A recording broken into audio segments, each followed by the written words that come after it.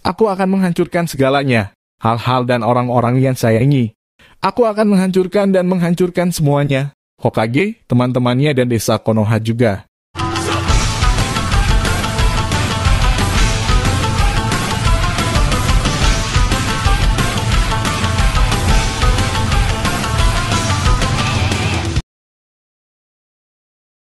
Setelah menunggu 1 bulan penuh dan tanpa sedikit pun bocoran, akhirnya manga Boruto Chapter 71 kini telah rilis secara resmi. Langsung saja tanpa berlama-lama lagi, kali ini admin akan mereview manga Boruto Chapter 71.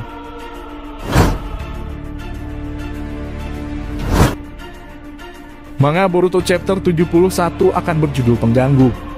Maksud dari judul kali ini ialah menuju kepada Code yang dianggap sebagai pengganggu oleh Ida. Spoiler ini rilis pada 17 Juni 2022 dan diterjemahkan oleh Nura Rahmawan. Pada sampul awal bergambarkan Code dengan rambutnya yang berdiri berwarna putih dan matanya berwarna merah setelah limiternya dilepas. Chapter ini dibuka dengan Code yang akan mengayunkan Amado yang gugup.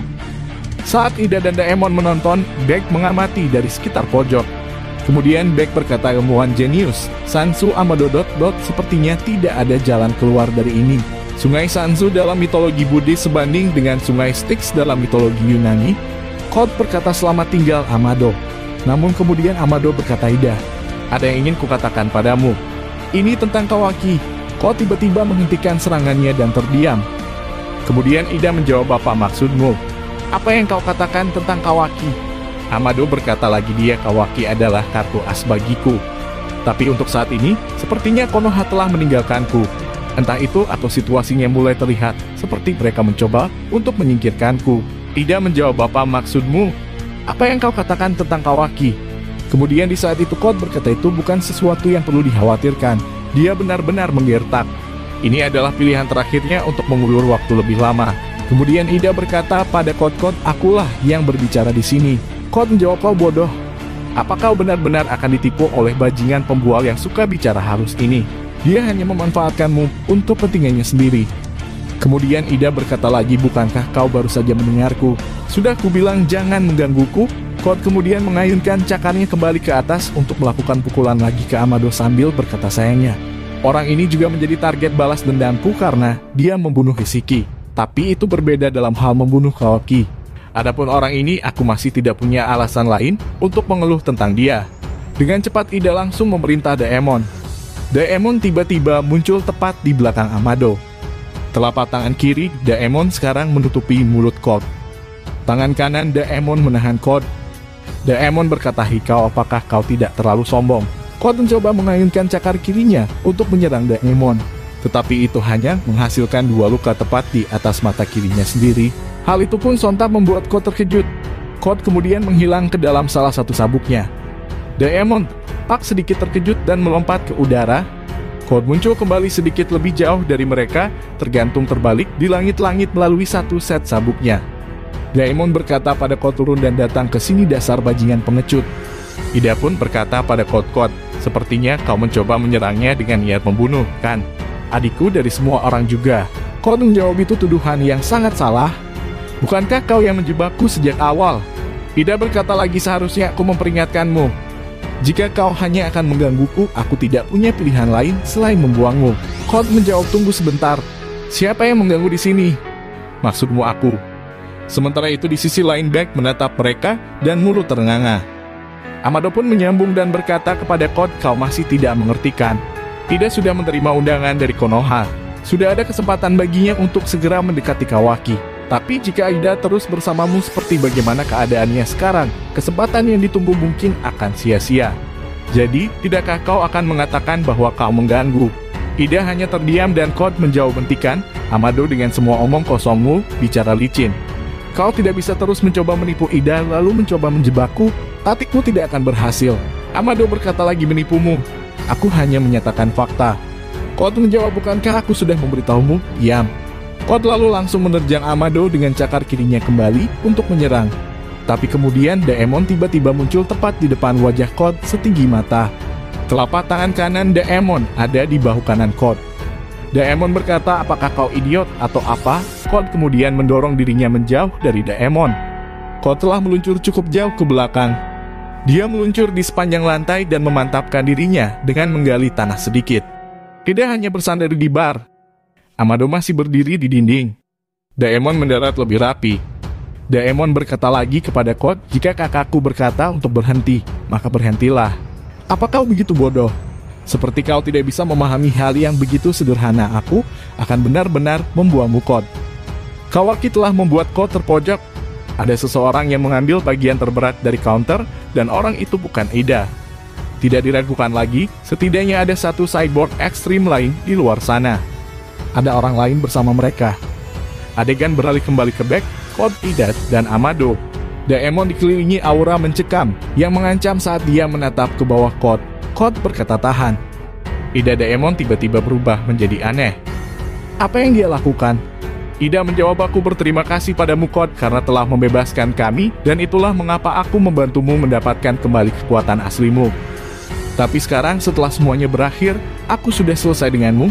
Code terdiam dan tampak sedikit terkejut, dan kemudian berkata, tidak mungkin, tidak, aku menyukaimu, aku mencintaimu dari lubuk hatiku. Bagaimana denganmu, apakah kamu tidak membutuhkan kekuatanku? Kemudian Ida menjawab, tidak, aku tidak suka caramu bertindak dan berpikir begitu egois. Terlepas dari apakah perasaanmu itu nyata atau hanya kebohongan, aku sudah muak denganmu. Kali ini Daemon yang berkata, jangan khawatir tentang kakakku, oke? Tidak masalah jika musuhnya adalah Otsutsuki atau apapun. Aku akan melindunginya. Code berkata lagi pada Ida, jadi maksudmu tidak ada alasan baginya untuk memiliki dua ksatria. Kalau begitu satu sudah cukup untuknya dan aku akan menjadi satu-satunya ksatria, Ida. Ida hanya menjawab, kau apa yang kau katakan? Code berkata pada Daemon, maaf, Daemon. Tapi mari kita perjelas siapa di antara kita yang menjadi pengganggu. Daemon hanya menyeringai jahat dan menjawab, kau sudah gila kan? Ini akan menarik nih. Di situ tiba-tiba Beck berkata kepada Code, ini telapak tangannya. Waspadalah terhadap telapak tangan. Itu hanya terjadi ketika telapak tangannya menyentuh orang lain. Saat itulah dia mulai merefleksikan. Di situ Ida berkata, orang itu bug, dia mengatakan sesuatu yang tidak perlu. Beck berkata dalam hatinya, tidak apa-apa. Ini adalah cara yang bagus. Meskipun kemampuan Daemon merepotkan, dia bisa mengatasinya asalkan dia tahu beberapa trik di baliknya. Terlebih lagi, Code telah mendapatkan kembali kekuatannya. Seperti sekarang ini, kekuatannya bahkan melebihi Jigen. Paling-paling, dua orang sialan itu akan saling mengalahkan. Code kemudian mengaktifkan karma putihnya melalui mata kirinya dan berkata, aku mengerti sekarang, jadi hanya ketika dia menyentuh orang lain. Code dengan cepat menerkam sisi kiri Daemon dengan cakar kanannya siap untuk menyerang. Namun Daemon telah menghilang. Dia kemudian tiba-tiba muncul kembali di udara tepat di atas Code dan berkata, kau bilang tidak merasa seperti akan kalah dari siapapun. Bukankah kau mengatakan sesuatu seperti itu? Itu menggelikan. Daemon lalu meninju Code tepat ke tanah dengan tangan kanannya. Lantai retak di seluruh tubuh Code. Kini Code tergeletak tertelungkup di puing-puing. Daemon kemudian menghentakkan kedua kakinya tepat ke punggung Code yang kecil. Darah pun menyembur keluar dari mulut Code. Beck pun sangat terkejut melihat hal tersebut. Daemon menatap kembali ke tanah, tapi Code sudah tidak ada lagi. Satu strip sabuknya sekarang ada di sana. Code kemudian tiba-tiba muncul dari kanan di atas Daemon. Ada dua sabuk di langit-langit di dekatnya. Code menjulurkan cakar kanannya seperti hendak meraih Daemon. Namun, Daemon membalas dengan berputar pada waktunya untuk menendang Code dengan kaki kirinya. Itu menghubungkan langsung ke sisi kanan wajah Code. Code dikirim terbang ke dinding. Tubuh Code sekarang dibuai di kawah yang baru terbentuk di dinding. Lebih banyak darah menyembur dari mulut Code. Code mendarat kembali di lantai. Daemon mendarat sedikit lebih jauh darinya. Tidak masih cukup tabah. Code tergeletak di sisi kirinya. Daemon perlahan mendekatinya dan berkata, bagaimana? Sepertinya kau lebih kuat dari Jigen. Hokage dan Uchiha mungkin bukan tandinganmu juga, tapi itu saja, tidak lebih. Tidak masalah siapa yang berada di posisi kedua atau ketiga, itu tidak relevan bagiku ketika aku berada di posisi satu. Code tak berkutik apa-apa dan Beck berkata lagi dalam benaknya, sialan. Bajingan itu, Code, dia menggonggong dan tidak menggigit. Itu sebabnya aku melawan Daemon. Tapi semua yang dilakukannya adalah memicu dia. Daemon melotot ke lantai saat Code mundur menjadi sekumpulan sabuk. Dia segera muncul kembali di sebelah Beck. Ida berkata, jadi kau kabur. Bukan itu yang penting bagiku, aku tidak akan mengejarmu tanpa henti. Tidak apa-apa selama kau tidak menggangguku dan selain itu, aku pikir kau akan tahu tentang ini. Aku bisa melihat semuanya dan tergantung pada situasinya, aku akan membunuhmu.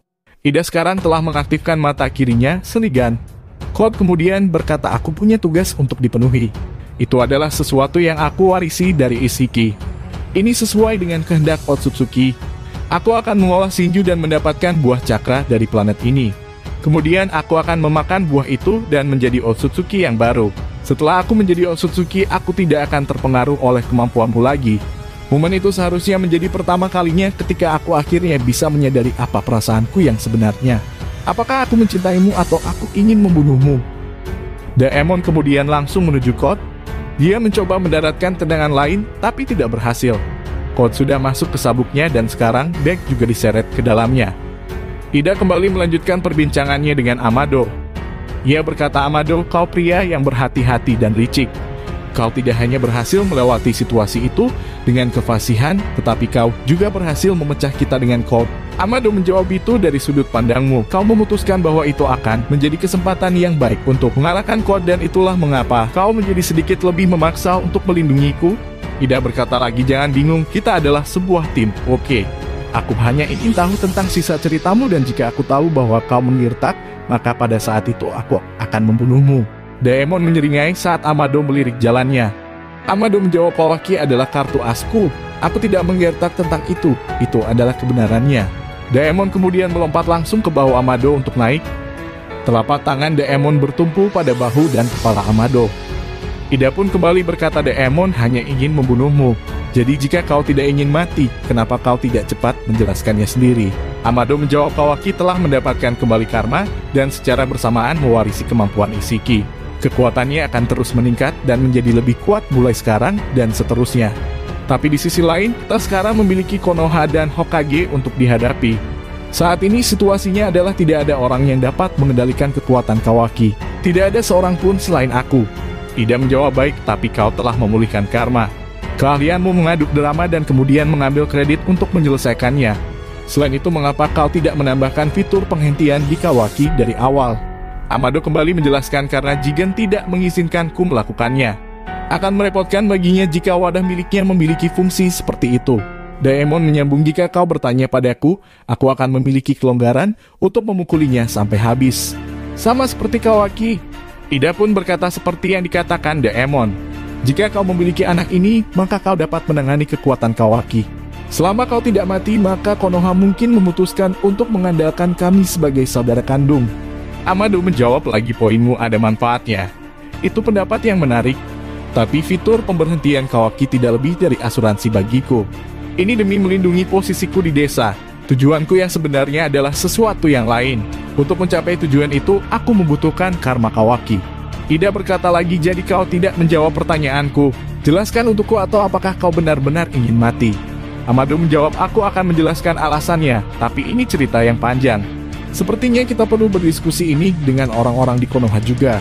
Jadi kenapa kita tidak mengobrol tentang detailnya ketika kita tiba di desa? Kau harus menerima Ida. Ini adalah undangan dari Shikamaru. Dia bilang begini, jika kau ingin membangun hubungan dengan Kawaki, bukankah lebih baik bersandar pada sesuatu, mendekat, dan tinggal di bawah atap Konoha? Ida berkata lagi, seperti yang kupikirkan, begitulah perasaanku tentang ini. Daemon pun terkejut mendengar kata Konoha. Amado pun berkata lagi, dan jangan khawatir, aku akan menjadi mediatornya untuk mengaturnya. Aku juga harus menjelaskan tentang Daemon. Tapi pertama-tama, bukankah kita harus mulai menuju desa Konoha? Adegan beralih ke Code dan Beck yang berkeliaran di lanskap berpasir yang suram. Beck berkata, sialan. Kenapa aku doti mana kita? Code menjawab, meskipun apa yang baru saja terjadi, aku mencoba untuk membantumu lebih baik sekarang daripada kau tetap tertinggal di sana. Beck berkata lagi, jangan terus menyeretku ke dalam setiap hal kecil. Sial, kenapa semua ini terjadi? Code menjawab, dengan kesalnya ini salah Kawaki. Semuanya terjadi karena dia, karena bajingan itu aku bahkan tidak bisa menahannya sejak awal. Kenapa dia yang menjadi wadah? Kenapa aku sangat tidak berguna? Begitu juga dengan Ida. Apapun dan semua yang dia miliki, segala sesuatu yang pernah dia sayangi, aku akan membunuhnya. Aku pasti akan melakukannya dengan tanganku sendiri. Aku akan menghancurkan segalanya, hal-hal dan orang-orang yang sayangi. Aku akan menghancurkan dan menghancurkan semuanya. Hokage, teman-temannya dan desa Konoha juga. Itulah tadi pembahasan untuk manga Boruto chapter 71.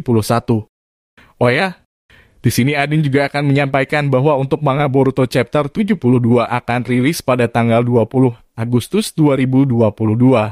Jadi, untuk bulan besok kita harus dibuat jenuh lagi untuk menunggu update Boruto terbarunya. Terima kasih telah menyimak video ini dari awal sampai akhir. Sampai jumpa lagi di video berikutnya.